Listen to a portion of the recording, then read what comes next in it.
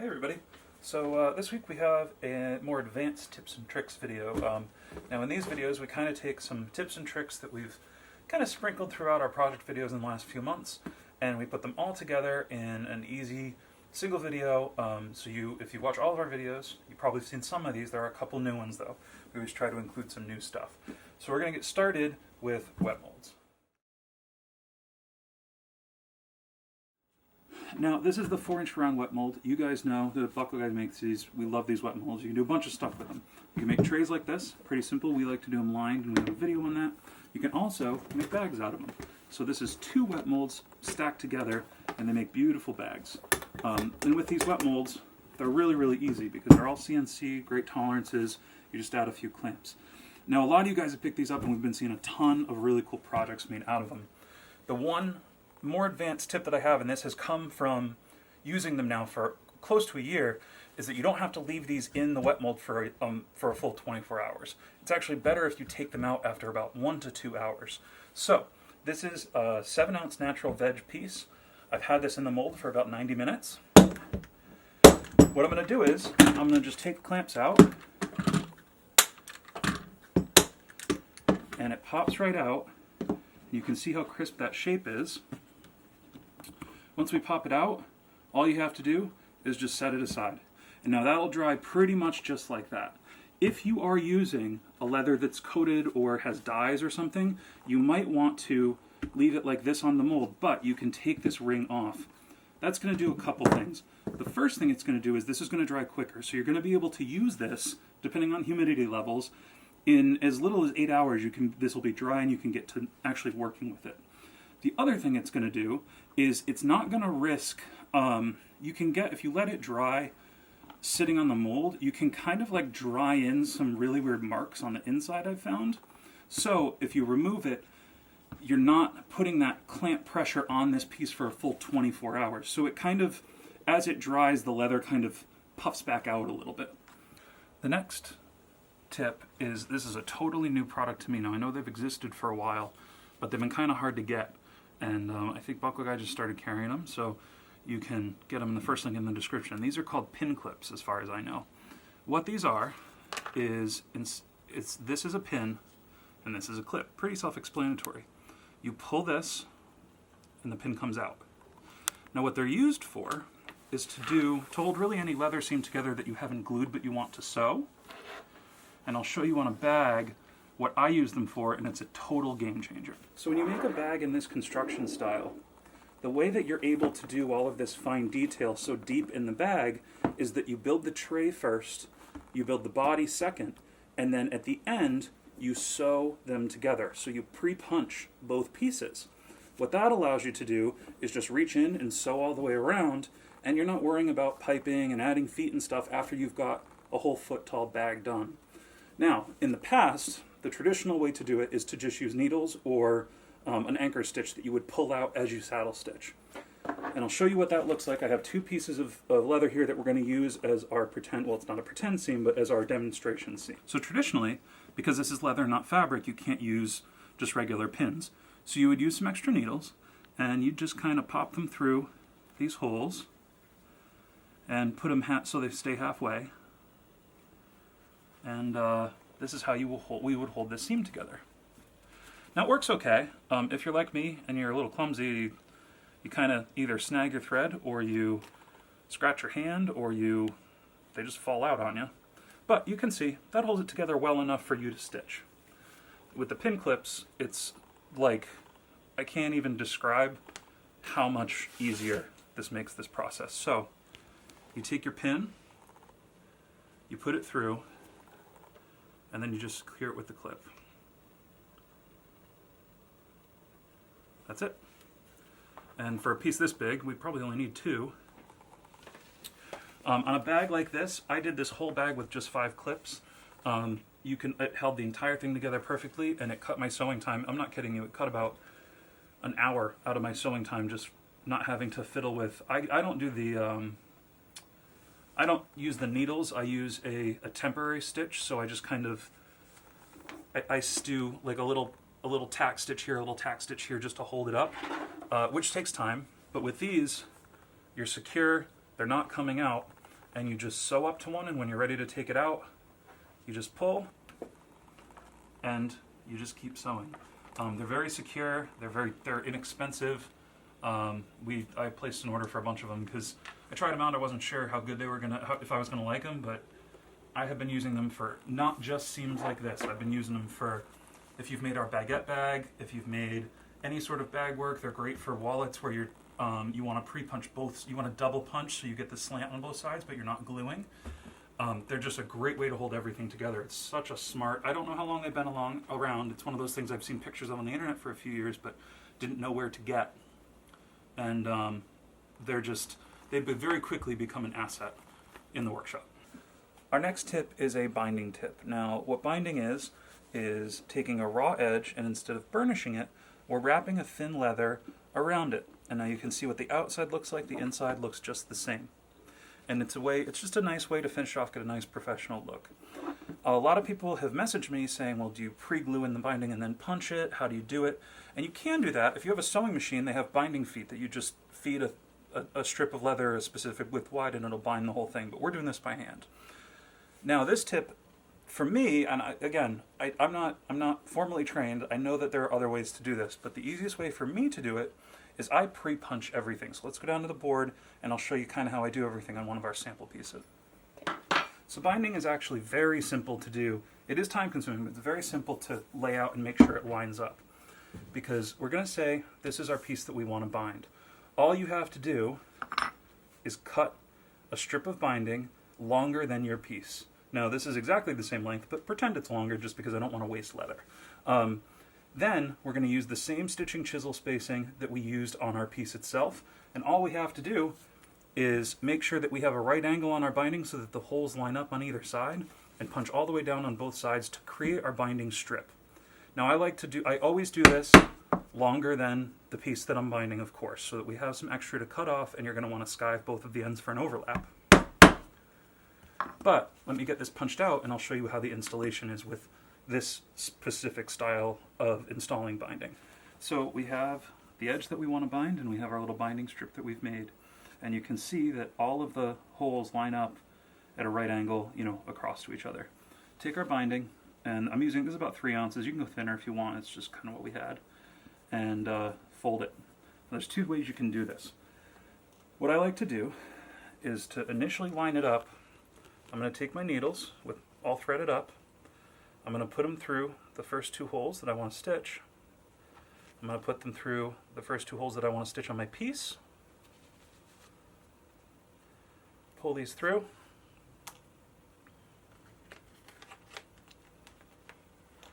And then do the same thing on the opposite side. This is going to lock in the location of our stitching holes, right? So we know that going down the line, I can't see anything, so I'm trying to show you guys here. We know as we go down the line, all of our stitching holes are now going to line up once we have these 2, basically think of them as like little registration marks. Now the next step is up to you. I have 2 personal favorite ways because it does help to hold this binding. You don't need to hold it along the whole thing, but you do want to hold it for about 2 or 3 inches in its bent form, because then you just stitch and the holes line up and you pretty much don't have to worry about anything. So let me just get this locked in.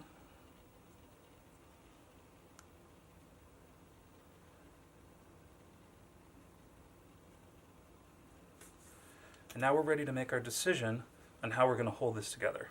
The way I've done it is to just use an alligator clip. Now I haven't wrapped this in leather, so I know you can wrap them in leather, but the thing I don't like about alligator clips is sometimes they'll leave a little mark. Now after you finish stitching this, of course you're going to want to hammer it down. Those marks, 9.5 times out of 10, you very rarely are stuck with those marks if you do get little marks from the alligator clips. And once your alligator clip is in, it just holds your piece for a few inches and you just sew it down. However, we're going to go back to one of our new favorite products here. You can also use the pin clips. Now the pin clips are nice because they don't leave any indentations. So all we have to do is slide it through our piping, our main piece, and then the back side of our piping. And fair warning, my hands are pretty big and all of this stuff is very small, so it's not the product's fault that I'm fumbling a little bit, it's my own fault. But once we get the pin clip in, It's the same thing as holding 2 layers of leather together. And we can attach that and just continue our sewing. So, is there a big difference between the alligator clips and the pin clips on this? Not really, but the thing I do like about the pin clips is if you're trying to figure out what color binding you want to go with, right? Because binding is a nice opportunity to add a contrast color or a complementary color to a bag or a piece that you're making. You can use the pin clips to do a lot of mocking up. Now you can also use the alligator clips, but these are just that much less obtrusive that it really gives you a good idea of what everything's going to look like together without having to kind of erase these in your minds while you're thinking about it. And so that's my tip on binding. Very simple. I don't glue anything in. All I do is cut my binding longer than I need it. I make sure that my holes are punched evenly, and then I just sew down the whole thing. It doesn't add much time, but it's a nice detail to add to a bag. Next, we're going into an edging tip. Now, this is Buckle Guy's Newbury Leathers South Street leather, and this is a chrome tan pull-up leather. It's very, very similar to like a Chrome Excel, especially like this is their Oxblood. I would kind of pair it with the number 8 color that we all love.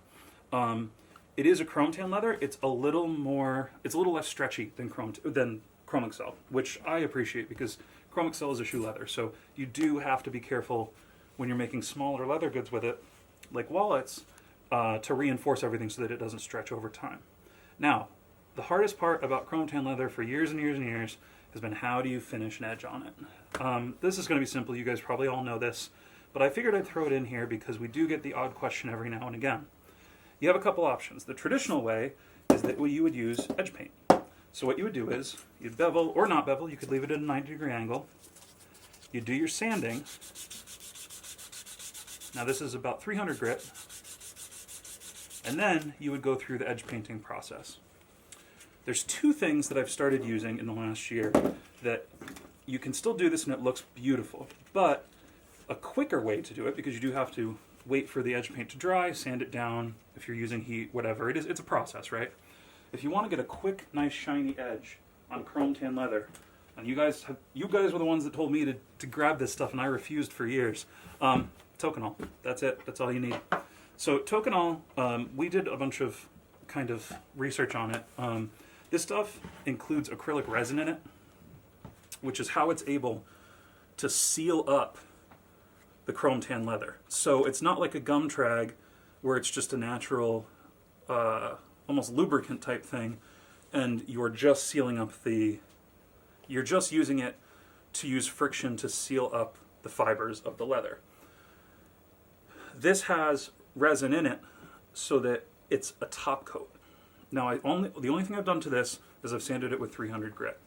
I add a little Toconol, and I'm just using a canvas cloth, and you can see now I'm not going for a mirror edge here, I'm just going for a nice sealed edge, which is pretty much impossible to do with water or gum trag on chrome tan leather. It's a traditional way to do it with veg tan, but it does not work on chrome tan. And you can see with a dab of Toconol, we have a nice shiny shiny edge on chrome tan leather that is nice and sealed. Now that's a game changer for me, because like I said, the last 10, 15 years it's been, you gotta edge paint chrome tan, or you gotta really, really go at it with dyes and waters and all that kind of, and gum trags and all sorts of different wax products to do this. I just did that in under a minute. So this really opens up using a lot of chrome tans if you like a natural edge. The other way you can do it, say you want a black edge, but you don't want to paint. I'm going to take my edge bevel again and put the bevel edge on. And all we're going to do, I have some Fiebing's Pro dye, which is an oil-based dye, in a paint marker, one of the ones that Buckle Guy carries, with the replaceable tips, so that you don't always have to be buying brand new markers. You just can get a few replacement tips and you're good to go. There we go, a little 300 grit sandpaper. And we're going to use our marker to just quickly dye this edge black. Now this is a traditional look for chrome tan because, like I said before, you usually have to paint it to get it to be sealed. So now that we have that dyed, we're going to wait a minute for it to dry, and then all we're going to do is hit it with the Toconol, and we will have a nice traditional black edge on our chrome tan leather. So we have our chrome tan leather here, and this is our natural edge. You see we have a nice little shine going. And again, remember, if you want to sand this down and do multiple layers and get a mirror edge, you can with Toconol. And the reason that works is because of, you know, it has glue and resin in it. And so it's essentially, unlike a water or a gum trag, it is a top coat, but it still works really, really well. And then our black is your traditional black, dyed, painted, whatever, except it's very, very quick.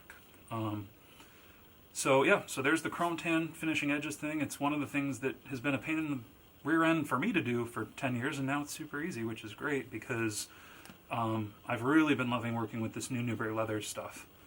This is the South Street tan edge, but they have a bunch of different chrome tan edges that they designed in-house and all that, and being able to put a nice edge on it is really cool. Our last tip is for gluing up folded pieces, like card holders. You can do it flat, right? You can just glue it up flat. But there are specific leathers where if you glue something flat and then you fold it and it's going to stay folded forever, you get a lot of wrinkles in here. So what you might want to do is glue in a fold like this. Now, there have been plenty of ways to do this. This is a way that I saw, I believe it's Understood Leather, he's from Korea, do it on Instagram a few weeks ago, and I've been doing it ever since. You don't need it, they make jigs and stuff, and the jigs are cool. This is a super simple way to do it on basically any size shell if you want to make a mid, a long wallet, a card holder, anything without any tools, and it's super easy. So I'm going to show you how to do it because I've gotten pretty good at it. It's not a hard skill to master, which I like because using the folding jigs and stuff can get a little tricky. So this is the cutout of our shell. This is a card wallet the same size as this, so 4 inches wide, 6 inches across. This is what we're going to use as our lining leather. What I'm going to do is, and this is not, if you're looking for perfect right angles and stuff, that's not how we work here at Corter Leather. So all I'm going to do is I'm going to trace out my exact shell piece that I'm going to be gluing into this liner. And now I know this is 6 inches across, so I'm just going to make a little mark at 3 inches outside of the border on either side. That's it. That's all the marks we need. Now we're going to glue both of these up. So you don't have to glue the internal section, but I like to in this method. And of course we got a fresh shipment of barge in.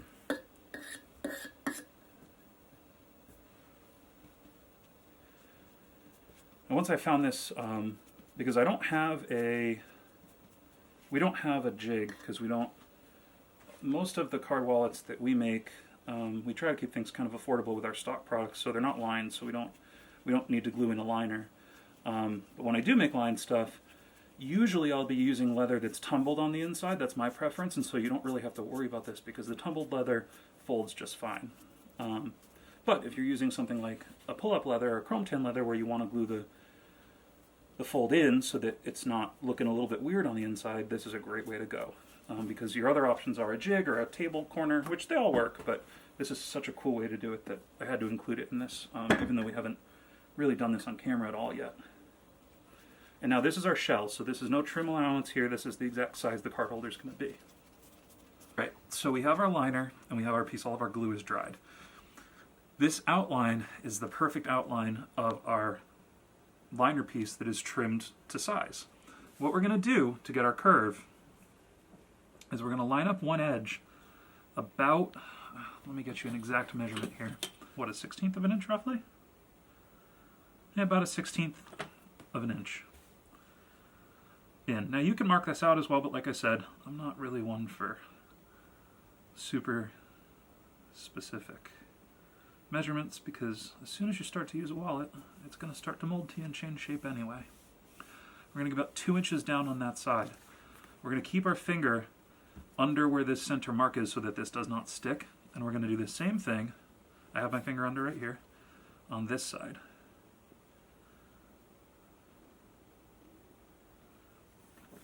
Now, what we're going to do, we want this to be straight, so if it's not straight, don't be afraid to pull it up. I would just kind of like put it down and tack it lightly until you can turn it, see that everything is parallel, and good to go. Now what we're going to do is we're going to slowly work our way in, using our center marks to know that our little bump here is perfectly centered. We don't want to go too far in. We don't want to go as far up as we can. We want to leave about an inch in the center. And we want it to be centered. Now here's where the magic happens, right? Watch this. All we have to do is fold this at our center mark, and we're done. There we go. No jigs, no nothing.